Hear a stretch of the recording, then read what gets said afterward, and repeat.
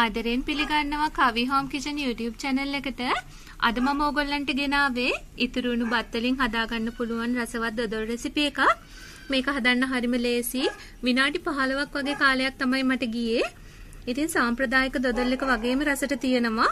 ඕගොල්ලොත් හදලා බලන්න. මගේ මේ වීඩියෝ එකෙන් බලන්න මම හදපු විදිය.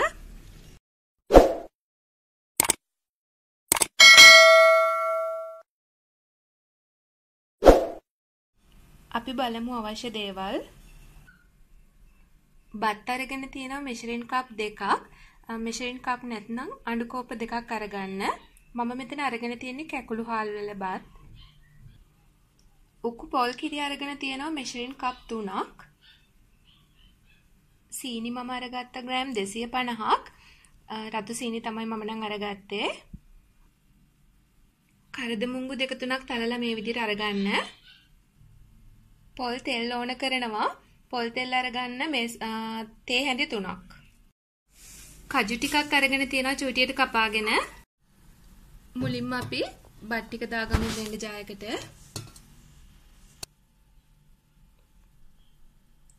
දැන් අපි මේ බත් එකට අපි අරගත්තු උකු පොල් කිරි මෙෂරින් කප් දෙකක් දාගමු.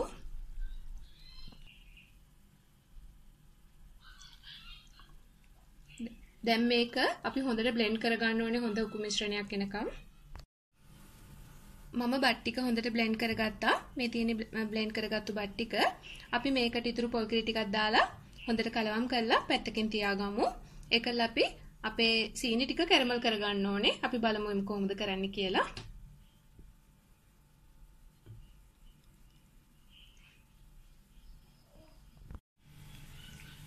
මුලින්ම මම සීනි ටික කැරමල් කරගන්නවා. මම මෙතන සීනි මේස හැඳි 3ක් දාගෙන සීනි ටික කැරමල් වෙන්න දෙනවා. හැඳ පාවිච්චි කරන්නේ නැතුව.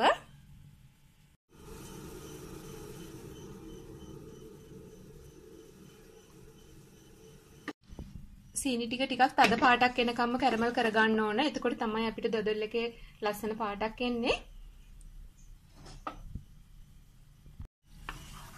අපි මේ වෙලාවේදී හැඳ ටිකක් පාවිච්චි කරලා තද උණු වතුර මේස හැඳි දෙකක් විතර මේකට දාගන්නවා. දැන් මම ඉතුරු සීනි ටිකත් එකතු කරලා හොඳට හැඳි ගා ගන්නවා. අපි සීනි ටික හොඳට දිය කර ගන්න ඕන. හොඳට හැඳි ගාලා සීනි ටික දිය කර ගන්නවා. දැන් හොඳට සීනි ටික දිය වෙලා තියෙන්නේ. අපි බ්ලෙන්ඩ් කරගත්තු බත් ටික මේකට එකතු කරගමු.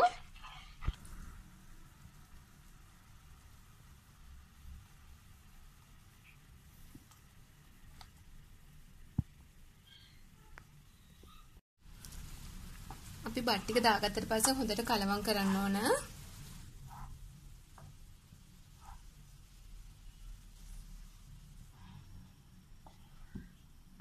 ලිපේ ගින්දර මධ්‍යම ප්‍රමාණයේ තියාගෙන මේක දැන් හොඳට හැඳි ගන්නයි ඕනේ.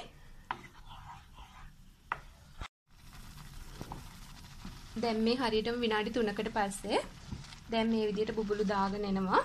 අපි මේ වෙලාවේදී පොල් තෙල් තේ හැන්දක් එකතු කරනවා.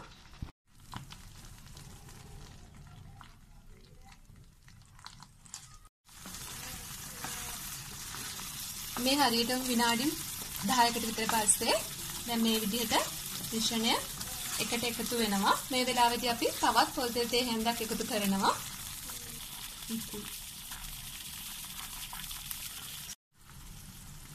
මේ වෙලාවේදී කුඩු කරගත්තු කරදමුංගු ටිකත් මම එකතු කරගන්නවා.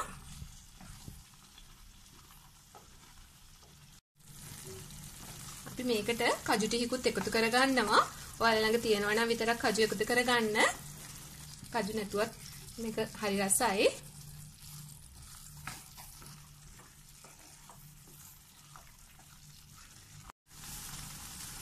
ඔයාලට පේනවා ඇති මේක දැන් ඔක්කොම එක ගුලියට මේ විදිහට එකතු වෙනවා. මේ වෙලාවේදී මම අවසාන පොල් තෙල් තේ හැන්දත් එකතු කරගන්නවා.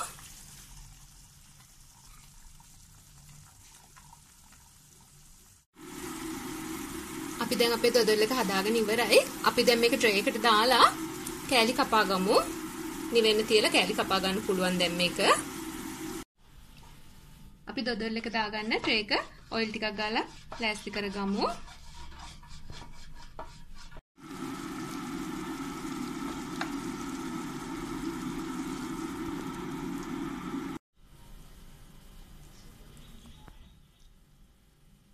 අපි ට්‍රේ එකට දාලා මේ විදිහට ලස්සනට හරි ගස ගන්නවා. ටිකක් නිවෙන්න ඇරලා තමයි මම මේක කෑලි කපා ගන්නෙ. අපි බලමු එන ටිකක් නිවුනට පස්සේ කොහොමද කියලා. මේ තියෙන්නේ අපි හදාගත්ත දොදොල් එක. මේ දැන් විනාඩි 10ක් විතර ගියා. දැන් හොඳට නිවිලා තියෙන්නේ. අත්ෙන් කෑලි වලට කපලා බලමු කොහොමද කියලා.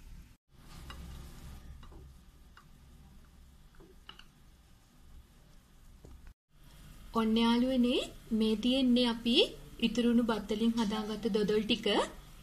මම ගත්ත ප්‍රමාණයන් වලින් මම කෑලි 18ක් කපා ගත්තා. මේ බලන්න සාම්ප්‍රදායික දොදොල් වගේම තියෙනවා. කිසිම වෙනසක් නැහැ. හරිම රසයි. ඉතින් ඔයගොල්ලොත් හදලා බලන්න. බලලා මගේ මේ වීඩියෝ එකට කමෙන්ට් එකකින් කියන්න කොහොමද රසයිද කියලා. එහෙනම් ආයෙමත් අලුත් වීඩියෝ එකකින් හමු වෙමු. හැමෝටම තෙරුවන් සරණයි.